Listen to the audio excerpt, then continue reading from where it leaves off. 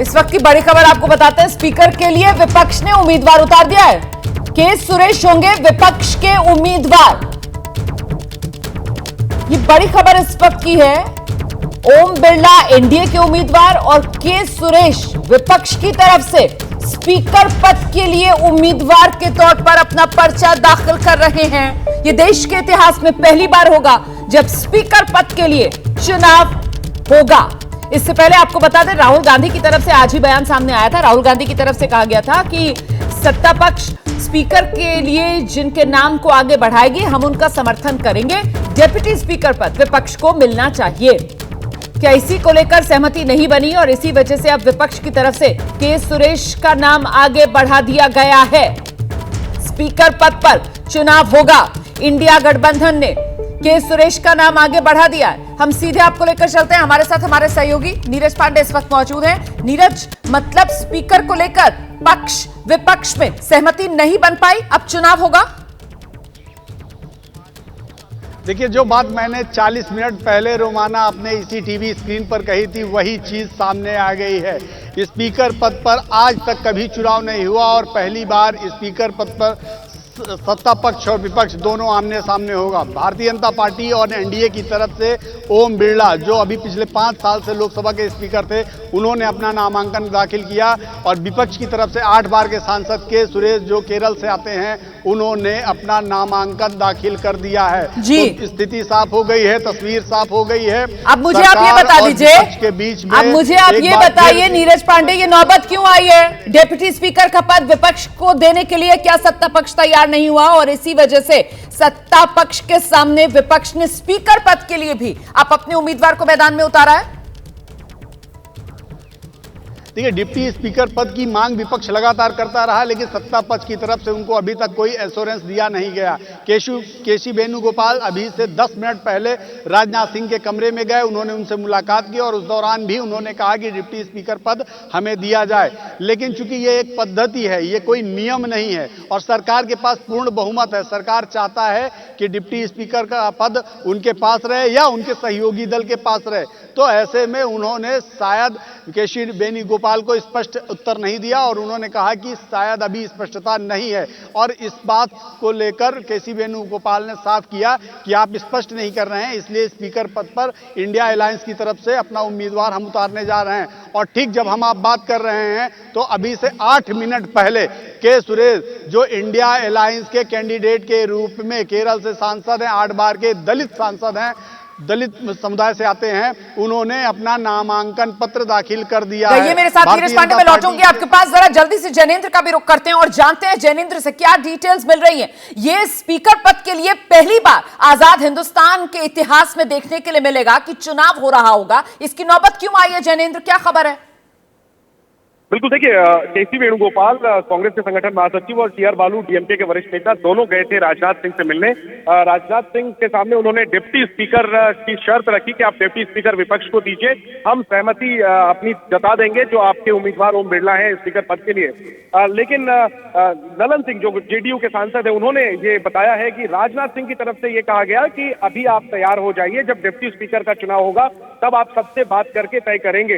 राजनाथ सिंह की तरफ से कोई भरोसा नहीं दिया गया और यही वजह है कि केसी वेणुगोपाल ने फिर कह दिया कि हम अपना कैंडिडेट उतारेंगे स्पीकर चुनाव में। उससे कुछ ही देर बाद के सुरेश, जो जैसा नीरज जी बता रहे थे, केरल से 8 बार के सांसद हैं, उन्होंने नामांकन दाखिल किया है। ओम बिरला और के सुरेश के बीच स्पीकर पद को लेकर चुनाव होना है। हालांकि देखिए, संख्या बल जो है वो साफ तौर पर ओम बिरला के साथ है, लेकिन अपना विरोध दर्ज कराने के लिए कहीं ना कहीं विपक्ष की तरफ से उम्मीदवार दिया गया है और जो पेच अटकी है वो डिप्टी स्पीकर के पद पर ही बात अटकी है। विपक्ष की तरफ से साफ तौर पर कहा गया कि आप डिप्टी स्पीकर अनाउंस कर दीजिए कि आप अपोजिशन को देंगे। सत्ता पक्ष की तरफ से ये शर्त नहीं मानी गई, बल्कि सत्ता पक्ष की तरफ से पीयूष गोयल और ललन सिंह आए बाहर पार्लियामेंट हाउस से और उन्होंने ये कहा कि लोकतंत्र में शर्त नहीं चलती, लोकतंत्र शर्तों के आधार पर नहीं चलता। विपक्ष शर्त थोपना चाह रहा था हमने उन्हें भरोसा दिया कि जब डिप्टी स्पीकर का चुनाव होगा हम आपसे संपर्क करेंगे, सबसे बात करेंगे, लेकिन विपक्ष शर्तों पर अड़ा था और यही वजह है कि अब जो स्पीकर पद पर जो है वो चुनाव होने जा रहा है ओम बिरला और के सुरेश के बीच। रहिए मेरे साथ, नीरज पांडे भी हमारे साथ मौजूद हैं। देखिए, कुल मिलाकर डिप्टी स्पीकर पद को लेकर सत्ता पक्ष की तरफ से विपक्ष को अश्योरेंस, भरोसा नहीं मिला और इसी वजह से अब विपक्ष का यह फैसला कि स्पीकर पद को लेकर विपक्ष चुनाव मैदान में उतरेगा और पहली बार हिंदुस्तान में स्पीकर पद के लिए पक्ष विपक्ष के बीच दो उम्मीदवार आमने सामने होंगे और चुनाव होगा। हम सुनाते हैं आपको कैसे इससे पहले आज सुबह इंडिया गठबंधन के बड़े नेता एक के बाद एक जब मीडिया के सामने अपनी बात रख रहे थे तो स्पीकर पद पर वो कह रहे थे कि हम सरकार की तरफ से, सत्ता पक्ष की तरफ से जो उम्मीदवार है उसका समर्थन करेंगे, बशर्ते सत्ता पक्ष इस बात को माने और डिप्टी स्पीकर का पद विपक्ष को दे। सुनिए। राजनाथ सिंह जी ने खारगे जी से कहा, देखिए आप हमारे स्पीकर को सपोर्ट कीजिए। ऑपोजिशन, पूरी ऑपोजिशन ने कहा है, हमने सब के सब से बात की है, पूरे ऑपोजिशन ने कहा है कि हम स्पीकर को सपोर्ट करेंगे, मगर कन्वेंशन ये है कि डेप्यूटी स्पीकर ऑपोजिशन को मिलना चाहिए। राजनाथ सिंह जी ने कल शाम कहा था कि वो खारगे जी को कॉल रिटर्न करेंगे। अभी तक राजनाथ सिंह जी ने खारगे जी का कॉल रिटर्न नहीं किया है। तो मोदी जी कह रहे हैं कंस्ट्रक्टिव कोऑपरेशन हो और फिर हमारे नेता को इंसल्ट करा जा रहा है, तो नियत साफ नहीं है। नरेंद्र मोदी जी कोई कंस्ट्रक्टिव कोऑपरेशन नहीं चाहते हैं क्योंकि कन्वेंशन है कि डेप्यूटी स्पीकर ऑपोजिशन का होना चाहिए। तो मेरा कहना है कि नरेंद्र मोदी जी कहते कुछ हैं और करते कुछ हैं, यही इनकी फॉर्मूला है, यही इनकी स्ट्रेटजी है और इनको ये बदलना ही पड़ेगा। अभी सब सामने आ रही चीजें, जो विपक्ष की मांग यही थी कि उपाध्यक्ष विपक्ष का हो। जो हमारी राय पार्टी की है वो है कि उपाध्यक्ष विपक्ष का हो और बाकी बातें अभी सब सामने आ जाएंगी। और अब तो तस्वीर साफ हो चुकी है और तस्वीर ये साफ हुई है कि डिप्टी स्पीकर पद को लेकर अश्योरेंस सत्ता पक्ष की तरफ से विपक्ष को नहीं मिला और इसी वजह से विपक्ष ने यह तय किया कि इस बार स्पीकर पद के लिए विपक्ष भी अपना उम्मीदवार उतारेगा। हम सीधे आपको लेकर चलते हैं, हमारे साथ हमारे सहयोगी अंकित गुप्ता इस वक्त मौजूद है। अंकित, हालांकि अगर नंबर के लिहाज से देखा जाए तो यहां पर कोई शक नहीं है कि सत्ता पक्ष की तरफ से जो उम्मीदवार मैदान में उतरेंगे, जाहिर सी बात है जीत उन्हीं को मिलेगी, लेकिन बावजूद इसके विपक्ष की तरफ से यहां पर अपना उम्मीदवार देना, तो ये तो कुल मिलाकर सहमति नहीं बन पा रही और इसके लिए सत्ता पक्ष जिम्मेदार है। सत्ता पक्ष को कटघरे में खड़ा करने के लिए विपक्षी रणनीति अपना रहा है। जी बिल्कुल, देखिए सत्ता पक्ष को लेकर के विपक्ष लगातार यही हमलावर रहा है कि वो संविधान की अनदेखी करता है और यहाँ पर जो एक पद्धति है, क्योंकि लगातार यहाँ पर कन्वेंशन की बात होती है, ये कोई रूल नहीं है, लेकिन जो कन्वेंशन की बात होती है जिसको पद्धति कहते हैं, कि वो पद्धति ये रही है कि जब यूपीए की सरकार थी तो एनडीए के जो नेता थे वो जो डिप्टी स्पीकर थे, तो जब यहाँ पर एनडीए की सरकार है और डिप्टी स्पीकर की चर्चा हो रही है तो फिर वो जो है पद इंडिया ब्लॉक के नेता को क्यों नहीं मिल सकता। और विपक्ष लगातार जो है, कल से जब सरकार की तरफ से पहल की गई, राजनाथ सिंह ने मल्लिकार्जुन खड़गे को शाम को जब फोन किया तो उन्होंने यही जो समर्थन मांगा था कि आप हमारे स्पीकर पद के उम्मीदवार का समर्थन कीजिए।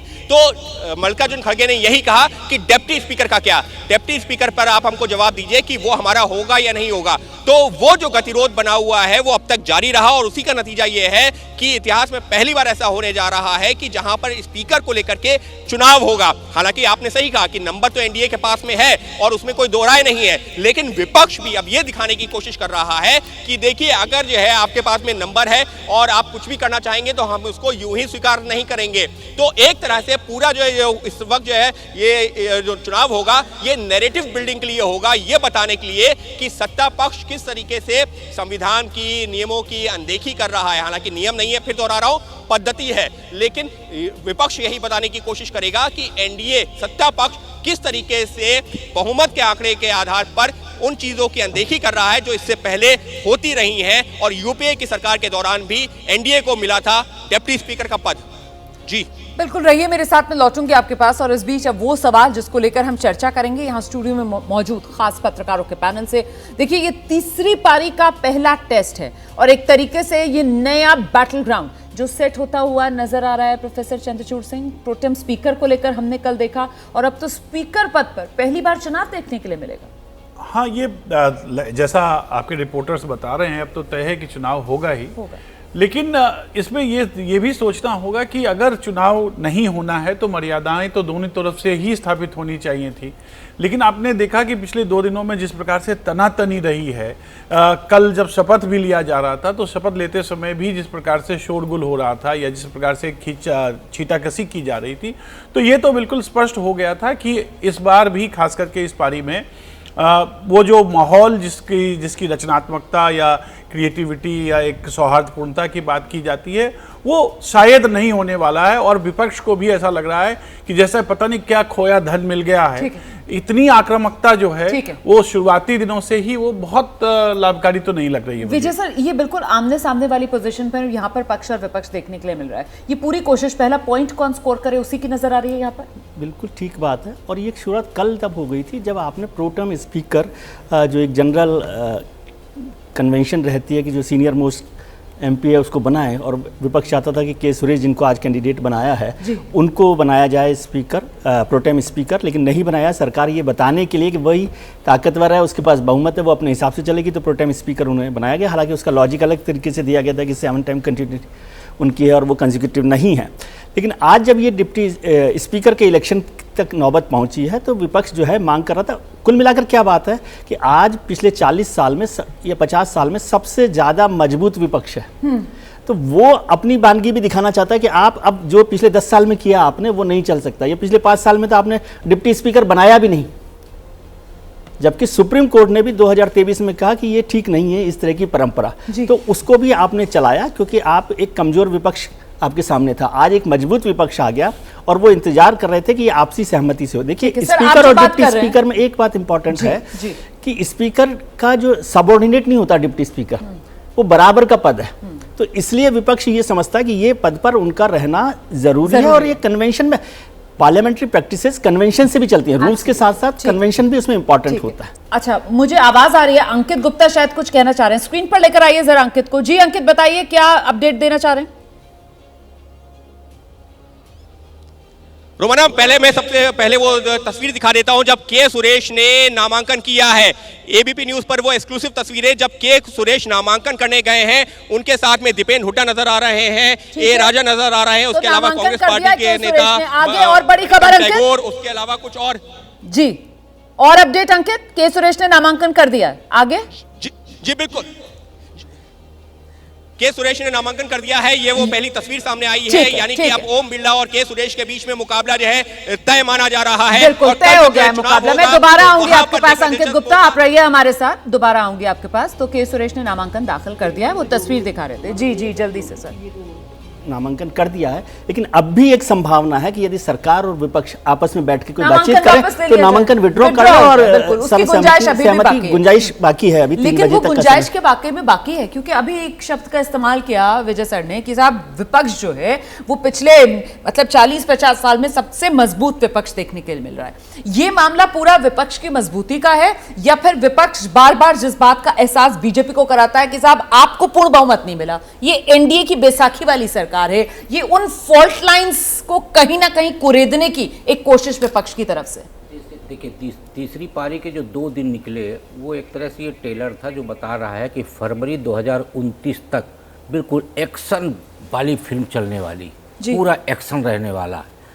अब जहाँ तक अभी बीए जी ने जो कहा कि अभी एक संभावनाएं हैं, यदि वो संभावना होती, 2 कदम पीछे हटने की यदि परिस्थितियां होती तो ये स्थितियां ही निर्मित नहीं होती। कोई ना कोई 2 कदम पीछे चलता, जो राजनीति में अक्सर कहा जाता है कि कब 2 कदम आगे बढ़ना है और कब 2 कदम पीछे चलना है, ये राजनीति करने वाले लोग बाखूबी जानते हैं। लेकिन यहाँ कोई भी पीछे हटने को तैयार नहीं है, और जब कोई पीछे हटने को तैयार नहीं है तो निश्चित है कि स्पीकर का चुनाव होगा। और यह भी निश्चित है कि आने वाले समय में सत्र ही नहीं, संसद ही नहीं, सड़क पर भी अब बेहतरीन तरीके से सत्ता और विपक्ष के बीच में टकराव की स्थितियां निर्मित हो चुकी हैं। एक दूसरे के आमने सामने और बिल्कुल आंख में आंख डालकर खड़े हुए हैं कुर्बान साहब, कोई पहले पलक झपकने को तैयार नहीं है। रोमाना, मैंने लगभग 3 दशक तक संसद की कार्रवाई कवर की है और ये जो जिम्मेदारी है रूलिंग पार्टी की होती है, फ्लोर मैनेजमेंट कहा जाता है जी।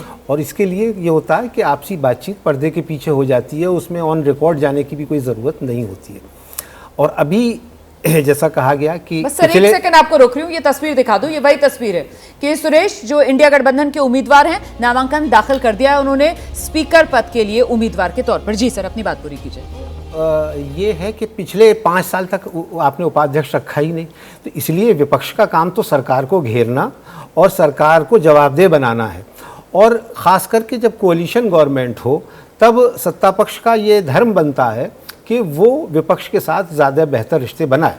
लेकिन पिछले 10 सालों का जो हमने देखा है संसद की कार्रवाई, उसमें विपक्ष को कभी कोई तरजीह दी ही नहीं गई। कोई उनको मतलब कई बार ऐसे मौके आए कि बड़े पैमाने पर निष्कासित किया गया स्पीकर और चेयरमैन के ज़रिए से। तो अगर सरकार चाहती है, और जैसा प्रधानमंत्री ने अपने बयान में कहा, जिसको राहुल गांधी ने कोट किया, कि अगर आप चाहते हैं तो पार्लियामेंट्री डेमोक्रेसी में तो आप रंजिश नहीं होती, मिलजुल करके ही काम चलाया जाता। और फ्लोर मैनेजमेंट चूंकि आपको करना है, आपकी जिम्मेदारी है, इसलिए आप अपोजिशन को, अगर ये बात सिर्फ इतनी कहनी थी कि हाँ आपकी कंसेंसस से अपोजिशन जो प्रैक्टिस है वो रहेगी, तो उसमें क्या जाता। लेकिन आपने भी तो अपनी नाक का सवाल बनाया और इसीलिए ये झगड़ा सामने देखने बिल्कुल सर, देखिए नाक और साख का सवाल तो हर तरफ से बनाया गया ना। हर कोई ये दिखाना चाहता है कि वो खुद कितना मजबूत है और सामने वाला कितना कमजोर इस बार के चुनाव नतीजों और जनादेश से उभर कर सामने आए। इस पर चर्चा आगे बढ़ाएंगे, लेकिन इस बीच केंद्रीय मंत्री हैं पीयूष गोयल, उनका बयान सामने आया। विपक्ष गलत परंपरा को बढ़ावा दे रहा है, यह कहना है पीयूष गोयल का। अच्छा होता अगर स्पीकर का चुनाव निर्विरोध हो जाता। देखिए अभी तक यही परंपरा रही है, स्पीकर जो है वो सर्वसम्मति से ही चुना जाता रहा है। और मैं फिर दोहरा दूं कि अगर ये चुनाव होता है, जिसके पूरे पूरे आसार नजर आ रहे हैं कि चुनाव तो होगा, तो फिर ये आजाद हिंदुस्तान में पहला मौका होगा जब स्पीकर पद के लिए पक्ष विपक्ष आमने सामने होंगे अपने अपने उम्मीदवार के जरिए। कौन होगा वो पहले तय करे, फिर अध्यक्ष के लिए समर्थन मिलेगा। इस प्रकार की राजनीति को हम की निंदा करते हैं और मुझे लगता है कि अच्छी परंपरा ये रहती कि लोकसभा निर्विरोध एक सर्वसम्मति से अध्यक्ष चुनता, तो लोकसभा की भी मर्यादा अच्छी रहती, सभी पक्ष का उसमें योगदान रहता। और स्पीकर वैसे भी किसी सत्तारूढ़ पार्टी या विपक्ष का नहीं होता है, वो पूरे सदन का होता है। तो ये आप पीयूष गोयल को सुन रहे थे। वहीं कांग्रेस की तरफ से इस पूरे मामले को लेकर जो प्रतिक्रिया सामने आ रही है और जो रुख सामने आ रहा है, गौरव गोगोई जो हैं कांग्रेस के सांसद, तो उनसे हमारे सहयोगी जैनेंद्र ने की है खास बातचीत, सुनाते हैं आपको। और स्पीकर वैसे भी किसी सत्तारूढ़ पार्टी या विपक्ष का नहीं होता है, वो पूरे सदन का होता है। तो ये आप पीयूष गोयल को सुन रहे थे।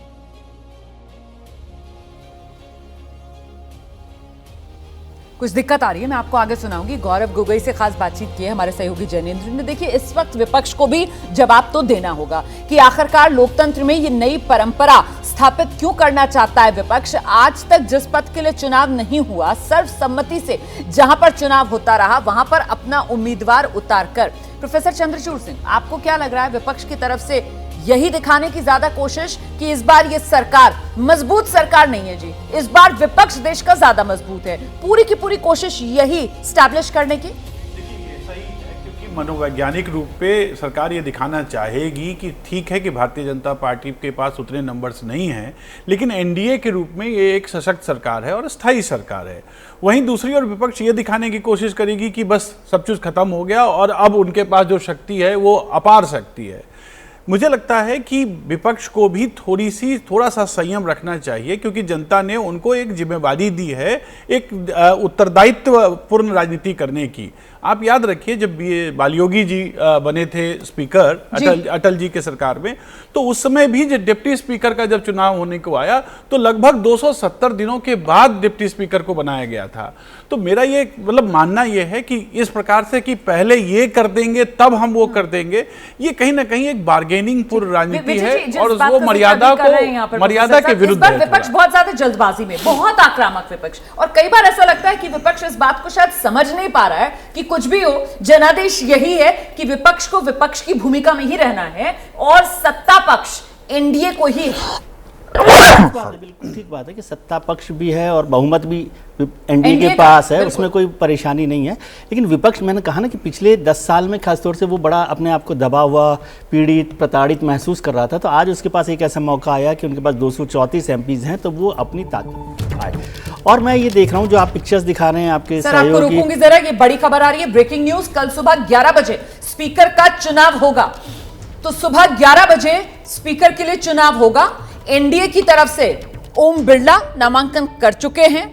इंडिया गठबंधन की तरफ से उम्मीदवार के सुरेश नामांकन कर दिया है। और ये दो उम्मीदवार जो आमने सामने होंगे और फैसला कल सुबह 11 बजे जब चुनाव होगा तो तस्वीर साफ हो जाएगी। सीधे आपको लेकर चलते हैं, अभिषेक उपाध्याय इस वक्त हमारे साथ मौजूद है। अभिषेक, तो कल सुबह 11 बजे स्पीकर के लिए चुनाव तय। बिल्कुल रोमाना, चुनाव तय है और मैं आपको बता दूं कोई बीच में ऐसी संभावना नहीं है कि अब इसमें कोई और रास्ता निकल सकेगा। चुनाव होना तय है और जैसा कि हम आप जानते हैं कि स्पीकर का चुनाव साधारण बहुमत से होता है, यानी कि 50+1 जिसका भी होगा उसका स्पीकर हो जाएगा। संख्या बल में एकदम क्लियर है कि सत्ता पक्ष संख्या बल में अधिक है, इसमें कहीं दो राय नहीं है। यहां पर विपक्ष लड़ाई लड़ रहा है, मैसेज की लड़ाई लड़ रहा है और मैसेज की लड़ाई दो लेवल पर है। पहली लेवल पर यह कि नरेंद्र मोदी सरकार को चैलेंज किया जा सकता है, इसका पहला सबूत स्पीकर के चुनाव से हो जाएगा, पहला। और दूसरा होगा कि के सुरेश के रूप में एक दलित को आगे किया जा रहा है, तो वो भी मैसेज दिया जाएगा कि हम किसे आगे कर रहे हैं और एनडीए किसे आगे कर रहा है। तो ये इन दो लेवल पर मैसेज की लड़ाई है। और खास एक और इसमें बात ध्यान देने वाली होगी रोमाना, वो होगी निर्दलीय जो सांसद चुन के आए हैं 13, वो किस किस खांचे में कितने जाते हैं, इसका भी पहला लिटमस टेस्ट यही हो जाएगा। रोमाना, ये बड़ी जानकारी यहां पर हमारे सहयोगी अभिषेक उपाध्याय दे रहे हैं। कुल मिलाकर कहीं ऐसा तो नहीं होने वाला है। जरा दोबारा से स्टूडियो में आ जाइए, यहां पर जो खास मेहमान मौजूद है उन्हीं से चर्चा करेंगे। राकेश शुक्ला जी, ये विपक्ष जो सत्ता पक्ष पर बढ़त बनाने की जुगत में है, कहीं ये दाव उल्टा तो नहीं पड़ जाएगा? नहीं, देखिए, विपक्ष की तो अपनी सीमाएं हैं, सत्ता पक्ष के पास उस सीमा से ज़्यादा की स्थितियां हैं। इसमें जो मेरा मानना है, सारे परिदृश्य को कुछ अलग तरीके से समझिए। विपक्ष ये नहीं दिखा रहा कि हम सरकार के खिलाफ कितनी बड़ी मोर्चाबंदी कर रहे हैं, बल्कि विपक्ष का सिर्फ एक सूत्री टारगेट है नरेंद्र मोदी जी। वो ये दिखाना चाह रहे हैं कि नरेंद्र मोदी जी के हर फैसले, क्योंकि वो उनको तानाशाह की उपाधि दे चुके हैं, तो उनका कहना है कि अब हम उनके हर फैसले के खिलाफ एक साथ खड़े रहेंगे। तो कुल मिला के उनका टारगेट सरकार नहीं है, सरकार के निर्णय नहीं है, एनडीए नहीं है, उनके टारगेट है सिर्फ नरेंद्र मोदी। और वो सारा कुछ जो व्यू रचना रची जा रही है, वो रची जा रही नरेंद्र मोदी जी को ये दिखाने के लिए कि हम उनको झुका सकते हैं, पीछे हटा सकते हैं। बिल्कुल, तो कदम कदम पर नरेंद्र मोदी के लिए हम चुनौती पेश करेंगे। पग पग पर हम उनकी राह में रोड़े अटकाएंगे। सरकार को एक तरफा फैसले हम नहीं लेने देंगे। हम हैं मजबूत विपक्ष। ये वो संदेश है जो इस बार स्पीकर के लिए चुनाव में अपना उम्मीदवार मैदान में उतारकर विपक्ष की तरफ से देश तक पहुंचाने की एक जुगत लगाई जा रही है। बस जी जी जी, एक चीज और है, इसमें सिर्फ नरेंद्र मोदी जी को टारगेट नहीं किया जा रहा, इसमें आप देखिए राहुल गांधी जी को प्रोजेक्ट भी किया जा रहा, यानी एक बार फिर से उनको रीलॉन्च करने की तैयारी चल रही है। आप हर जगह देखेंगे तो राहुल जी को आगे करके कोशिश की जा रही है कि वो बड़े नेता बन चुके हैं। जिम्मेदारी सदन में राहुल गांधी निभाते हैं या नहीं, इस पर भी हमारी नजर। पद को लेकर तस्वीर साफ हो गई है। सरकार और विपक्ष दोनों के बीच टकराव बढ़ा है और स्पीकर पद पर अब चुनाव होगा। कल सुबह 11 बजे चुनाव होना है। स्पीकर पद पर पहली बार चुनाव की नौबत आई है और इसलिए क्योंकि एनडीए के कैंडिडेट ओम बिरला के मुकाबले इंडिया गठबंधन ने के सुरेश को मैदान में उतार दिया है। विपक्ष ने ऐसा क्यों किया, इसका जवाब एबीपी न्यूज से खास बातचीत में गौरव गोगोई ने दिया है। सुनिए। लोकसभा अध्यक्ष पद पर चुनाव होने जा रहा है। ओम बिरला के सामने के सुरेश ने विपक्ष की तरफ से नामांकन दाखिल किया है। गौरव गोगोई हमारे साथ है। गौरव जी, संख्या तो है नहीं विपक्ष के पास, फिर के सुरेश के नामांकन के पीछे क्या मैसेज है? देखिए, प्रधानमंत्री मोदी जी वो पुराना वाला बुलडोजर चलाने की कोशिश कर रहे हैं। जिस तरीके से उन्होंने लगभग 40 सांसदों को पिछले सत्र में उन्होंने निलंबित किया था, आज वही रवैया हमको दोबारा दिख रहा है। बात करते हैं सहमति की, लेकिन विपक्ष को उप अध्यक्ष पद को देने के लिए भी वो मंजूर नहीं है।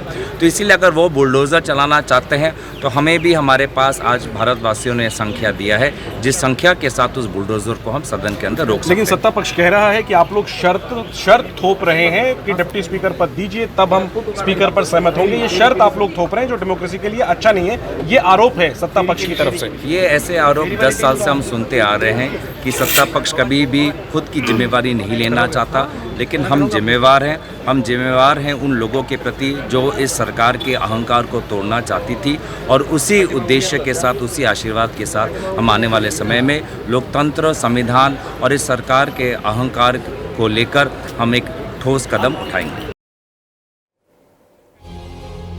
तो सुना आप, कांग्रेस की तरफ से कहा जा रहा है कि ये बीजेपी का बुलडोजर है जो वो चलाना चाह रही है और बीजेपी के बुलडोजर को हम ढहा देंगे।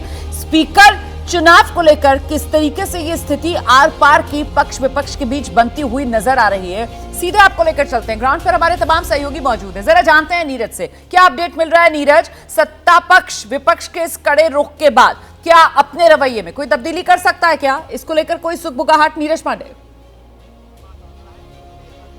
देखिए, मुझे लगता नहीं है, क्योंकि जैसा अभी राकेश शुक्ला जी को मैं सुन रहा था, बिल्कुल सही है। विपक्ष दरअसल नरेंद्र मोदी के हर निर्णय का विरोध करना चाहता है और यही कारण है कि स्पीकर पद पर आम सहमति नहीं बन पाई है और स्पीकर पद पर इतिहास में पहली बार ये चुनाव होने जा रहा है।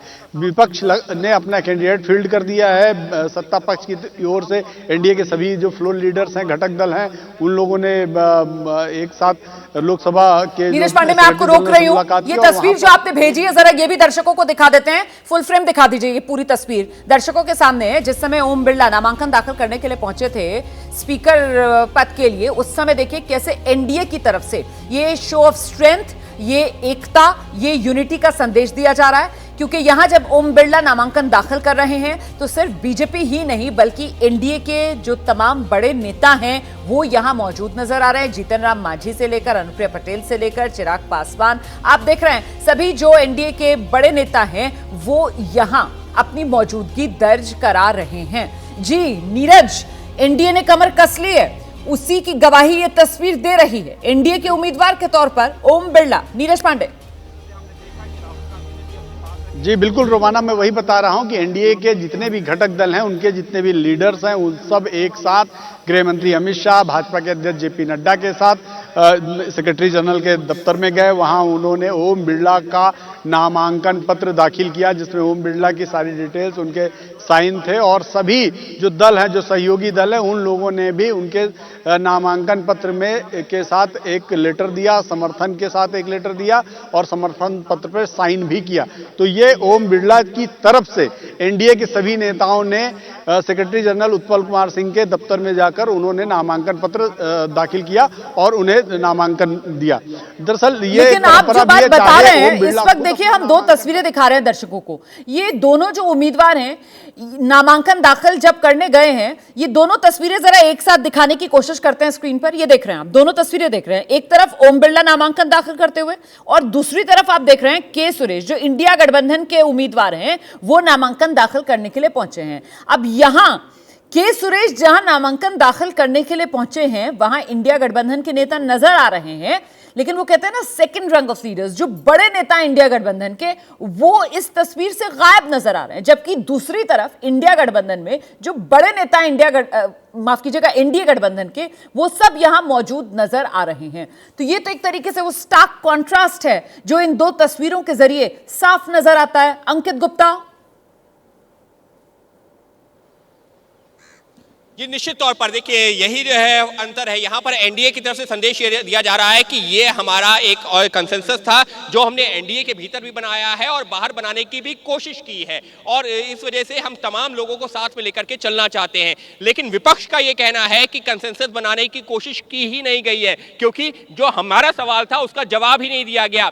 सवाल क्या था? सवाल यही था कि डिप्टी स्पीकर को लेकर के सरकार का क्या रुख है, एनडीए का क्या रुख है, उस पर जवाब नहीं मिला और इस वजह से ऐसी स्थिति आई है कि हमको अपना उम्मीदवार उतारना पड़ा है। और इस वक्त जब अभी हम लोग ये चर्चा कर रहे हैं, जयराम रमेश का एक ट्वीट भी सामने आ गया है जिसमें उन्होंने यही कहा है कि जिस तरीके से हालात बने हैं, प्रधानमंत्री कह रहे थे कि सबका साथ और सबको साथ में लेकर की बात कर रहे हैं, चलने की बात कर रहे थे, लेकिन ऐसे हालात उन्होंने बना दिए कि पहली बार जो लोकसभा स्पीकर के लिए चुनाव टालना मुश्किल हो गया। और जो कन्वेंशन जिसकी अभी हम लोग कुछ देर पहले चर्चा कर रहे थे, वो इसी बात का जिक्र कर रहे हैं जयराम रमेश कि डिप्टी स्पीकर को लेकर के कन्वेंशन यही रहा है कि वो हमेशा विपक्ष के पास रहा है, लेकिन इस बार उस पद्धति को भी दरकिनार किया जा रहा है सत्ता पक्ष की तरफ से। काउंटर किया जा सकता है ना जयराम रमेश को, और बहुत ज्यादा पीछे जाने की भी जरूरत नहीं है उनको काउंटर करने के लिए, क्योंकि फैक्चुअली तो 2014 में जो थंबीदुरई साहब थे वो एनडीए के सहयोगी एआईएडीएमके के ही थे जिनको डेप्यूटी स्पीकर पद मिला था। तो इस तरीके का कोई कन्वेंशन जिसका हवाला यहां फिलहाल विपक्ष की तरफ से दिया जा रहा है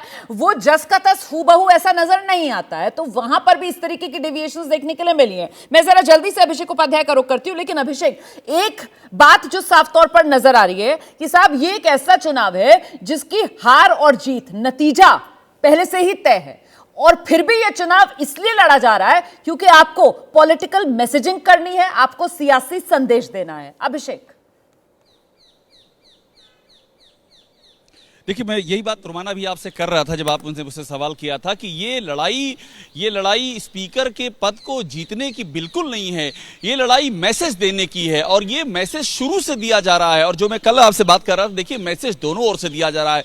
ओम बिड़ला को प्रोजेक्ट करना, जो पिछली बार स्पीकर थे उन्हीं को इस बार फिर से उन्हीं का नामांकन करना, यहां भी एक मैसेज है कि हम कुछ भी बदलने नहीं जा रहे हैं। जैसा जो था, जिस तरह का हमारा अप्रोच था, वही अप्रोच रहने जा रहा है। ये बात सामने आई थी बीच में, चूंकि टीडीपी भी है, जेडीयू भी है, तो अगर इनसे नहीं भी लेंगे तो हो सकता है आंध्रा से कोई स्पीकर हो जाए, उड़ीसा से कोई स्पीकर हो जाए। तमाम सारे नाम भी चले थे उसको लेकर के, लेकिन सबको दरकिनार करते हुए सरकार ने एकदम क्लियर कर दिया है कि हमारे स्टैंड में कहीं कोई बदलाव नहीं होने जा रहा है। और इसीलिए विपक्ष की ओर से भी ये एक सिंबॉलिक लड़ाई है। वो एक मैसेज दे रहे हैं कि हम भी पहले ही दिन से नरेंद्र मोदी सरकार को हम चैलेंज कर रहे हैं, और ये उसकी शुरुआत हो गई है। तो ये दोनों ओर से मैसेज की लड़ाई है, और चूंकि विपक्ष की संख्या बल पिछली बार से ज्यादा है तो ये लड़ाई और भी ज्यादा इंटेंसिफाई होगी जैसे जैसे समय आगे बीतेगा। रोमाना, बिल्कुल, बहुत शुक्रिया आप सभी का हमारे साथ जुड़े रहने के लिए। तो देखिए, इस बीच स्पीकर विवाद पर राजनाथ सिंह का एक पहला रिएक्शन भी सामने आ गया है। मल्लिकार्जुन खड़गे जी का हम सम्मान करते हैं, कल से आज तक उनसे 3 बार बात कर चुके हैं।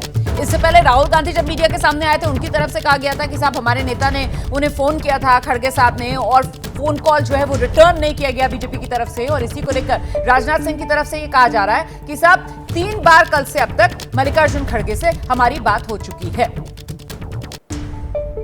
खड़गे जी का प्रश्न है, एक सीनियर लीडर हैं, मैं उनका सम्मान करता हूं।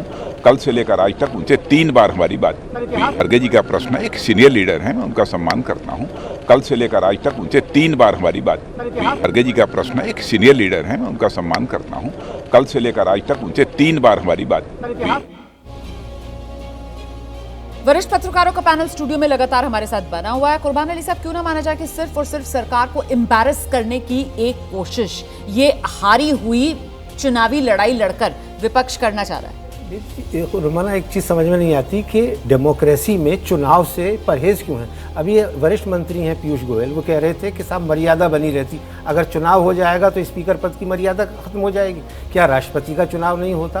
क्या उपसभापति का चुनाव नहीं होता? क्या सभापति का, वाइस प्रेसिडेंट का चुनाव नहीं? लेकिन पिछले 70 साल में आज तक कभी स्पीकर पद का चुनाव नहीं भी हुआ ना। नहीं तो कोई ये भी एक परंपरा है ना। नहीं तो ये कोई नजीर नहीं बनाई जा सकती फॉर एवर। और मैंने फिर कहा कि आप रूलिंग पार्टी हैं, ये आपका काम है फ्लोर मैनेजमेंट और कंसेंसस बनाना।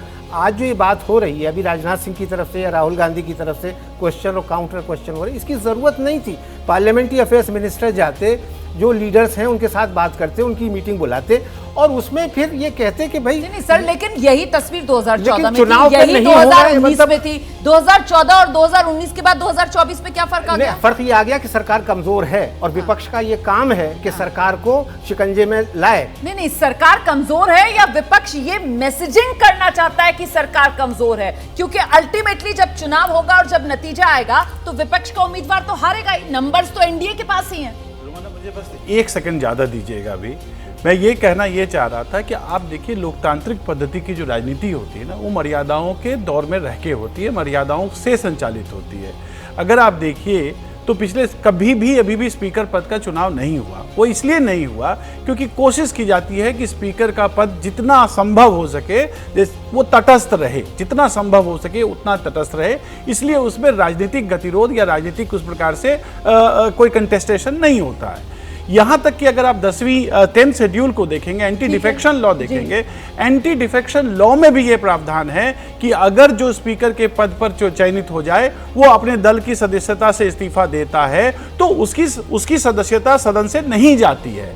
और ये पहले भी हुआ, जैसे नीलम संजीव रेड्डी थे, उन्होंने स्पीकर बनने के बाद तुरंत अपने दल से इस्तीफा दे दिया था। तो मेरा कहने का मतलब ये है कि कुछ ऐसे पद होते हैं जिन पदों का राजनीतिकरण होना ठीक नहीं है। विपक्ष अपनी मैसेजिंग दे, पर मैसेजिंग देने के लिए किन किन मुद्दों को चुना जाता है ये बहुत महत्वपूर्ण है। एक कहावत अंग्रेजी में है, वो ये है कि it is not important what we do, it is also important what we do, when we do and who does what. तो ये गलत लड़ाई चुन रहा है विपक्ष अपने लिए? मुझे नहीं लगता। एक तो ये समझना हमेशा कि चुनाव में वो हार जाएंगे इसलिए नहीं लड़ें, ये तो सारे चुनाव में होता है। यदि आप पार्लियामेंट्री इलेक्शंस को देखें, राष्ट्रपति का चुनाव होगा तो सत्तारूढ़ दल का जो कैंडिडेट होगा उसके खिलाफ विपक्ष का भी कैंडिडेट होता है, तो वो हारता ही है। हारना चुनाव में, एक तो हारना कोई अपमान वाली बात नहीं है, दूसरी बात चुनाव होना, जैसे कुर्बान साहब ने भी कहा, चुनाव को कोई डेमोक्रेसी का खतरा नहीं होता, डेमोक्रेसी की मजबूती होती है। कन्वेंशन की बात की अलग बात है, लेकिन चुनाव अगर हो रहा है तो इसमें क्या नुकसान हो जाएगा देश का, ऐसा कुछ नहीं है। लेकिन वो परंपरा इसलिए बनी ताकि लगे कि स्पीकर सभी की सहमति से बन रहा है और उससे एक विशियसनेस नहीं होती, एक माहौल अच्छा बना रहता है। लेकिन जो बात आप कह रहे हैं उसको दोनों पक्ष की तरफ से देख सकते हैं। आप ये कह रहे हैं कि विपक्ष ये बताना चाहता है कि सरकार कमजोर है, उसका मतलब ही है कि वो विपक्ष अपने आप को मजबूत बनाना चाहता है। और 2014-2019 जैसी स्थिति आज नहीं है, इसलिए आज विपक्ष खड़ा है। 2019 में तो विपक्ष ने आपको तब भी नहीं कहा कि जब आपने डिप्टी स्पीकर नहीं बनाया, तो इसलिए वो महत्वपूर्ण है। ये इससे विपक्ष हासिल क्या कर लेगा? हासिल ये मैसेजिंग है ना कि सरकार को हम चुनौती दे रहे हैं कि आपकी मर्जी नहीं चलेगी। ये जो मैसेज है कि आपका जो एक रवैया है कि आप जो चाहेंगे वो होगा, ऐसा नहीं है। अब हम मजबूर, आप जो कह रहे हैं मतलब इसका मतलब ये नहीं कि विपक्ष की तरफ से, लेकिन सवाल ये कि फिर ये जो मैसेजिंग विपक्ष की तरफ से की जा रही है, अल्टीमेटली तो इसको जनता की अदालत में ही कसौटी पर कसा जाएगा ना। और कल ही प्रधानमंत्री नरेंद्र मोदी ने इस बात को कहा है कि साहब आप सदन में आ रहे हैं, आप डिबेट कीजिए, आप ड्रामा मत कीजिए। तो फिर अब तो फिर इस पर चर्चा की जाएगी कि साहब ये ड्रामा हो रहा है या ये सकारात्मक विपक्ष की भूमिका निभाई जा रही है। सर, स्वतंत्रता के बाद 2024 का लोकसभा चुनाव ऐसा चुनाव है जिसमें सत्ता पक्ष भी खुश है और विपक्ष भी खुश है। दोनों पक्ष के कार्यकर्ता भी खुश हैं और दोनों पक्ष के मतदाता भी खुश हैं। आप देखिएगा कि स्पीकर का चुनाव लड़के सत्ता पक्ष खुश होगा कि हम जीत गए और विपक्ष खुश होगा कि हम चुनौती दे दिए। तो आप ये 24 सोचिए कि 24 सबको खुशनुमा रखने का एक माहौल वाला साल है, सब लोग खुश हो रहे। तो विपक्ष, जैसे अभी कुर्बान जी ने कहा, मुझे लगता है कि सत्ता पक्ष कमजोर न था और न दिख रहा है। विपक्ष कमजोर इसलिए दिख रहा है कि अभी आपने बहुत अच्छा ध्यान दिलवाया तस्वीर का कि जो के सुरेश जी नामांकन दाखिल करने गए, उस दाखिले में आप देखिए कि इंडिया गठबंधन का कोई बड़ा नेता दिखाई नहीं दिया। ये पहला वाकया नहीं है। चुनाव के दौरान देखिए, जब रायबरेली से राहुल गांधी नामांकन दाखिल करने जाते हैं तो अखिलेश यादव लखनऊ में रहते हैं, चाहते तो नामांकन दाखिले में शामिल हो सकते थे। उत्तर प्रदेश में वो उतनी बार ही मंच साझा किए जितना उन्होंने जरूरी समझा। महाराष्ट्र में चले जाइए, उद्धव ठाकरे उतना ही नजदीक कांग्रेस के हैं जिससे दूर जाने में उनको दिक्कत ना हो। शरद पवार जी, जिन्होंने विदेशी मूल के मुद्दे पे कांग्रेस से अलग होकर अपनी पार्टी बनाई, वो उतनी ही नजदीकी बना रहे हैं जिससे उनको दूर जाने में दिक्कत ना हो। तो इंडिया गठबंधन आज की डेट में जो राहुल गांधी को आगे प्रोजेक्ट किया जा रहा है, मुझे लगता है इंडिया गठबंधन के जो युवा नेता है वो बहुत दूर तक साथ चलेंगे, इसकी संभावना कम है और उसका भी संकेत मिलना शुरू हो चुका है। बिल्कुल। और फिलहाल तो 24 वाला साल जो अभी शुक्ला सर कह रहे थे कि साहब बड़ा खुशनुमा सबके लिए हो रहा है, क्योंकि कहीं ना कहीं सबको लग रहा है कि सबके लिए कुछ ना कुछ विन विन वाली जो सिचुएशन है वो बनती हुई नजर आ रही है। स्पीकर, डेप्यूटी स्पीकर पर, जिसको लेकर सत्ता पक्ष और विपक्ष के बीच तनातनी लगातार बढ़ती हुई नजर आ रही है। लेकिन एक पद और है जिसको लेकर अभी पत्ते नहीं खुले हैं और वो है नेता प्रतिपक्ष का पद। ऐसे में सवाल ये महत्वपूर्ण हो जाता है कि फ्रंट से लीड करने का मौका राहुल बनेंगे विपक्ष के नेता। ये जिम्मेदारी राहुल गांधी को क्या लेनी चाहिए, लेंगे या नहीं, ये फैसला तो उन्हीं का होगा। प्रोफेसर साहब। नहीं, बिल्कुल उन्हीं का फैसला होगा, लेकिन ये भी तय है कि अगर आप देखें, जैसा शुक्ला जी भी कह रहे थे कि बार बार उनको रिलॉन्च करने की कोशिश की जा रही है, मुझे लगता है कि ये अंतिम रिलॉन्च का एक मौका उनके पास है। मतलब नेता प्रतिपक्ष का पद आप कह रहे हैं अंतिम रिलॉन्च का मौका है? अंतिम रिलॉन्च है, क्योंकि आप ये समझिए कि इससे पहले जब मनमोहन सिंह की सरकार थी तो उसमें वो बिना की रिस्पॉन्सिबिलिटी, बिना किसी उत्तरदायित्व के नेता बनना चाह रहे थे और नेता उस तब से लेकर अभी तक माने जाते हैं। लेकिन अगर अभी यहाँ कोई कांग्रेस के पक्ष वाला होता तो वो पलटकर आपसे ये कहता कि साहब रीलॉन्च की नौबत ही क्यों आ रही है, ये तो राहुल गांधी की भारत जोड़ो यात्रा के दम पर ही कांग्रेस पार्टी जो है तो भारत जोड़ो यात्रा भी तो रिलॉन्च ही है और क्या है। अच्छा वो भी रिलॉन्च है, बार बार रिलॉन्च हो रहा है। इसलिए मैं ये कह रहा हूँ, मैं बड़े सीरियस रोमाना जी, मैं पूरे सीरियसनेस के साथ कह रहा हूँ कि अगर राहुल गांधी चाहते हैं कि देश में उनकी साख बढ़े, अगर वो चाहते हैं कि लोग उनको सीरियसली लें, तो उनको परफॉर्म भी करना पड़ेगा। और परफॉर्म के लिए सदन से बढ़िया कोई पटल हो नहीं सकता। तो अगर वो घेरना चाहते हैं, अगर वो आक्रमण करना चाहते हैं, अगर वो मैसेज देना चाहते हैं, अगर वो अपने आप को स्थापित करना चाहते हैं, बिना उत्तरदायित्व के नहीं होता। उत्तरदायित्व लें और उत्तरदायित्व लेकर अपना परफॉर्मेंस करें, उसके बाद चर्चा देखेंगे। पूरा नैरेटिव राहुल गांधी की तरफ से खासतौर से चुनाव के दौरान हमने देखा आगे बढ़ाया गया कि साहब वो डरते नहीं है। अगर कोई एक शख्स है पूरे विपक्ष में जो प्रधानमंत्री नरेंद्र मोदी की आंख में आंख डालकर उनसे सवाल जवाब कर सकता है, तो उसके तौर पर पूरी कांग्रेस पार्टी राहुल गांधी को प्रोजेक्ट करती हुई नजर आती है। ऐसे में आपको लगता है कि अब कहीं ना कहीं उसका समापन इसी से होगा कि राहुल गांधी आगे आए और नेता विपक्ष का पद लें? देखिए, कोशिश हमेशा पार्टी करती रही है, वो लगातार काम भी करते रहे। पिछले 5 साल में देखें तो राहुल गांधी प्रधानमंत्री के खिलाफ अकेले खड़े हुए नेता दिखाई देते हैं, जो बार बार झगड़ा कर रहे हैं, बार बार चैलेंज कर रहे हैं, वो सारा हुआ। और आज भी आप देख रहे हैं, जब स्पीकर के इलेक्शन की बात हुई तो सुबह विपक्ष की तरफ से राहुल गांधी बोले हैं कि भाई हमें ये मैसेज नहीं किया गया, कम्युनिकेट नहीं किया गया। तो वो एक तैयारी है। विपक्ष की संख्या के हिसाब से देखें तो कांग्रेस के पास सबसे ज़्यादा एमपीज है, 99 है, 100 है, जो भी आप कह लें। तो उसमें कांग्रेस के पास ही ये बड़ा अधिकार होगा, ये संभावना होगी कि वो अपनी तरफ से विपक्ष का नेता चुने, और वो राहुल गांधी ही वहाँ पर हो सकते हैं। क्योंकि सोनिया जी पहले विपक्ष की नेता रहीं, वो राज्यसभा में चली गई हैं। कांग्रेस के अध्यक्ष जो हैं राहुल खड़गे साहब, वो भी राज्यसभा में चले गए। तो मुझे लगता है कि वो इसको कर सकते हैं। और वेस्टमिनिस्टर सिस्टम को देखें तो विपक्ष का नेता जो है शैडो प्राइम मिनिस्टर भी होता है। तो राहुल गांधी के लिए बेहतर मौका हो सकता है। चाहिए का मैं जिक्र नहीं करता। और जिसका जिक्र हम पहले भी कर रहे थे राकेश शुक्ला सर, कि कुछ पॉलिटिकल एनालिस्ट इस बात को भी रीड कर रहे थे कि कल जब 18वीं लोकसभा और पहला सत्र, उसमें राहुल गांधी जिस जगह पर बैठे थे सदन के भीतर, उससे भी कहीं ना कहीं ये संकेत और संदेश दे दिए गए कि नेता विपक्ष की भूमिका में इस 18वीं लोकसभा में राहुल गांधी नजर आ सकते हैं। इस पर हम चर्चा आगे बढ़ाएंगे।